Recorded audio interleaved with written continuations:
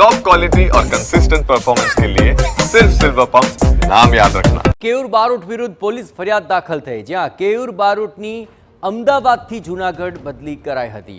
Junagadh headquarter ખાતે ફરજ પર હાજર ન થયા કેયુર બારોટ અને હાજર થવાને બદલે પત્ની બીમાર હોવાનું ખોટું પ્રમાણપત્ર તેમણે રજૂ કર્યું હતું। અમદાવાદમાં દારૂની હેરફેર અને દાદાગીરીમાં કેયુર સામે આરોપો ઘડાયા છે।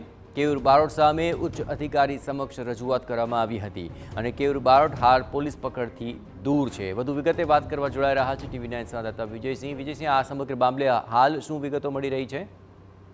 ચોક્કસથી જયેશ જણાવી દઉં તો જે રીતે આ જે પોલીસ કર્મી છે કેયુર બારોટ વિરુદ્ધમાં જે બી ડિવિઝન પોલીસ સ્ટેશનમાં ફરિયાદ દાખલ થઈ છે, તે અમદાવાદથી જૂનાગઢ બદલી થયેલ હતી અને હેડક્વાર્ટરમાં પોતે ફરજ બજાવી રહ્યો હતો।